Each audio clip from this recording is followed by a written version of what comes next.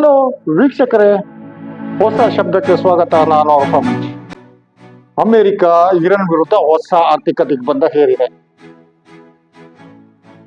ನೋಡಿ, ಸರ್ವಾಧಿಕಾರಿಗಳು ತಾವಂದುಕೊಂಡಂತೆ ಎಲ್ಲವನ್ನೂ ನಾವೇ ಮಾಡುತ್ತೇವೆ, ನಾವು ಮಾಡಿದ್ದೇ ಸರಿ ಎಂಬಂತೆ ವರ್ತಿಸುತ್ತಾರೆ.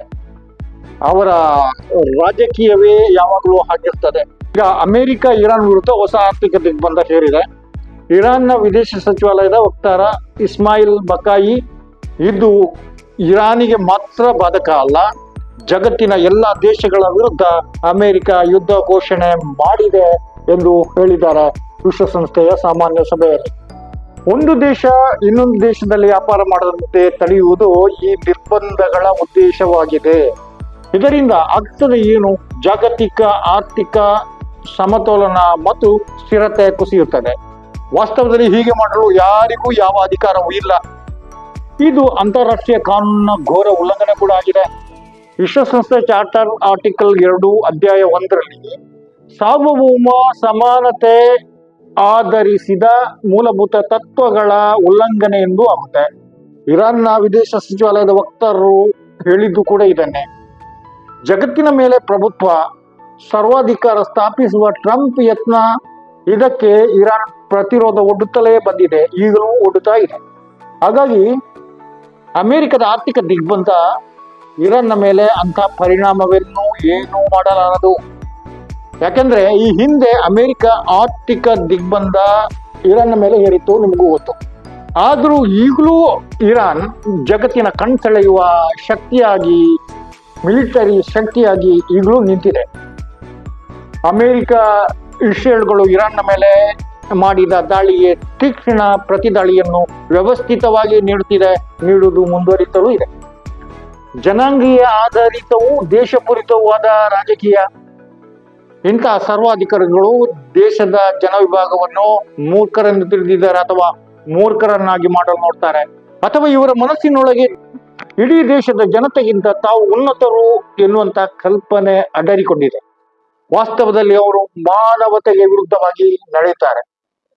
ಆದರೆ ಇವರ ಬೇಳೆ ಯಾವಾಗಲೂ ಬೇಯುತ್ತೆ ಎಂದು ಏನೂ ಇಲ್ಲ, ಅದಕ್ಕೊಂದು ಸ್ಟಾಪ್ ಇದ್ದೇ ಇರುತ್ತದೆ. ಈಗ ಅಮೆರಿಕದ ಕೋರ್ಟು ಟ್ರಂಪ್ ಸರ್ಕಾರಕ್ಕೆ ಕೊಟ್ಟಂತ ಒಂದು ತೀರ್ಪು ಇದೆಯಲ್ಲ, ಅದು ಇದಕ್ಕೆ ಒಂದು ಉದಾಹರಣೆಯೂ ಆಗುತ್ತೆ. ಇನ್ನೊಂದು ಕಡೆ ಟ್ರಂಪ್ ಸರ್ವಾಧಿಕಾರಿ ನೀತಿಗೆ ಕೆನಡಾ ಕೂಡ ಏಟು ಕೊಟ್ಟಿದೆ. ಅಮೆರಿಕ ಕೆನಡಾದ ಉತ್ಪನ್ನಗಳಿಗೆ 50% ತೀರುವೆ ಎಂದು ಟ್ರಂಪ್ ಸರ್ಕಾರ ಹೇಳ್ತಾ ಇದೆ. ಅಷ್ಟು ಮೊತ್ತದ ತೀರುವೆ ಹಾಕಿದ್ರೆ ಅಮೆರಿಕದ ಉತ್ಪನ್ನಗಳಿಗೆ ಕೂಡ ಅಷ್ಟೇ 50% ತೀರುವೆ ನಾವು ಹಾಕುವುದಾಗಿ ಕೆನಡಾದ ಪ್ರಧಾನಿ ಮಾರ್ಕ್ ಕಾರ್ನಿ ಘೋಷಿಸಿದ್ದಾರೆ.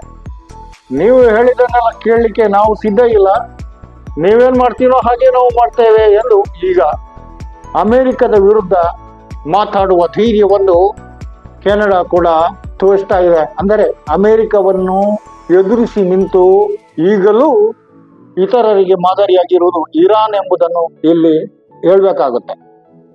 ವಾಷಿಂಗ್ಟನ್ನಲ್ಲಿ ವ್ಯಾಪಾರ ಚರ್ಚೆಗಳು ನಡೆದು ಅದು ವಿಫಲವಾದಾಗ ಟ್ರಂಪ್ ಕೆನಡಾಕ್ಕೆ ಪೆಟ್ಟು ಕೊಡಲು ಹೋದದ್ದು. ಆದ್ರೆ ಕಾರ್ನಿ ಅವರು ಹೇಳುವುದು ಡಾಲರ್ಗೆ ಡಾಲರ್ ತೀರುವೆ ನಮ್ಮದು ಕೂಡ ನೀತಿಯಾಗಿದೆ ಎಂದು.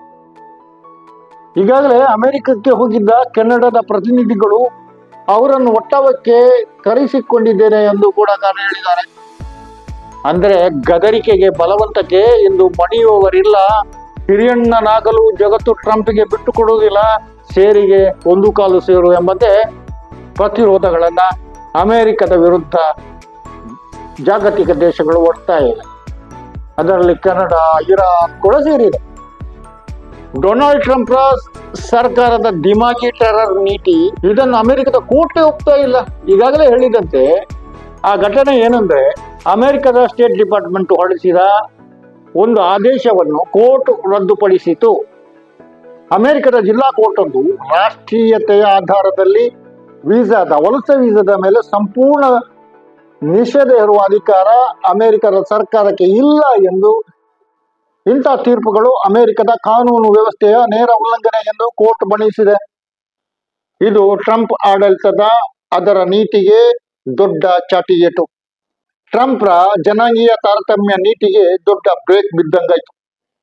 ಅಮೆರಿಕ ಯಾವುದೇ ದೇಶಕ್ಕೂ ವೀಸಾ ಕೊಡಬೇಕೆಂದು ಕೋರ್ಟ್ ಹೇಳ್ತಾ ಇದೆ. ಸುರಕ್ಷೆಯನ್ನು ಇನ್ನಷ್ಟು ಟೈಟ್ ಬಿಗಿಗೊಳಿಸುವ ಉದ್ದೇಶದಿಂದಾಗಿ ಅಮೆರಿಕ ವೀಸಾ ನಿಯಂತ್ರಣ ಹೇರಿ ಆದೇಶ ಹೊರಡಿಸಿತ್ತು. ಆದ್ರೆ ಕೋರ್ಟ್ ಹೇಳುವುದು ಇದು ತಪ್ಪು, ಹೀಗೆ ಮಾಡಬಾರ್ದು, ಕಾನೂನು ಈ ತರ ಮಾಡುವುದಕ್ಕೆ ಬಿಡುವುದಿಲ್ಲ. ವೀಸಾದ ಮೇಲೆ ನಿಯಂತ್ರಣ ಹೇರುವುದೆಂದ್ರೆ ಅಭಿವ್ಯಕ್ತಿ ಸ್ವಾತಂತ್ರ್ಯದ ಹನನವಾಗಿದೆ ಎಂದು. ಇಷ್ಟು ಮಾತ್ರವಲ್ಲ, ಕಾನೂನು ಕ್ರಮಗಳ ಉಲ್ಲಂಘನೆಯೂ ಆಗಿದೆ. ವಿಶೇಷವಾಗಿ ಜನಾಂಗೀಯ ಅಲ್ಪಸಂಖ್ಯಾತರಿಗೆ ಅಸುರಕ್ಷಿತತೆಯ ವಾತಾವರಣವನ್ನು ಸೃಷ್ಟಿಸಲಾಗ್ತಾ ಇದೆ ಎಂದು ಅಮೆರಿಕದ ಮಾನವ ಹಕ್ಕು ಸಂಘಟನೆಗಳು ಕೂಡ ಹೇಳ್ತಿವೆ. ಅಂತೂ ಕೋರ್ಟ್ ಟ್ರಂಪ್ ಸರ್ಕಾರದ ವಲಸೆ ನೀತಿಯ ವಿರುದ್ಧ ಕೋರ್ಟ್ ತನ್ನ ವಿರೋಧವನ್ನು ವ್ಯಕ್ತಪಡಿಸಿದ್ದು ಗಮನಾರ್ಹ. ಕಳೆದ ಜನವರಿಯಲ್ಲಿ ಅಮೆರಿಕದ ಸ್ಟೇಟ್ ಡಿಪಾರ್ಟ್ಮೆಂಟ್ ಹೊರಡಿಸಿದ ಆದೇಶವನ್ನು ಮ್ಯಾನ್ಹಟನ್ನ ಜಿಲ್ಲಾ ಜಡ್ಜ್ ಜಾನೆಟ್ ವಾರ್ಗಸ್ ಅವರು ರದ್ದು ಮಾಡಿದ್ದು.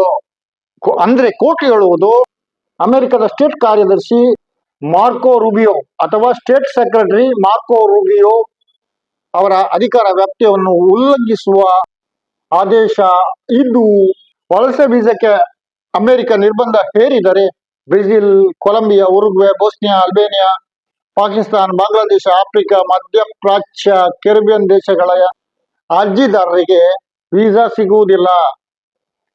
ಇದರ ವಿರುದ್ಧ ಕೋರ್ಟಿಗೆ ಹೋದ್ದು ಕ್ಯಾಥೋಲಿಕ್ ಲೀಗಲ್ ಇಮಿಗ್ರೇಷನ್ ನೆಟ್ವರ್ಕ್ ಮತ್ತು ಆಫ್ರಿಕನ್ ಕಮ್ಯುನಿಟಿ ಟುಗೆದರ್.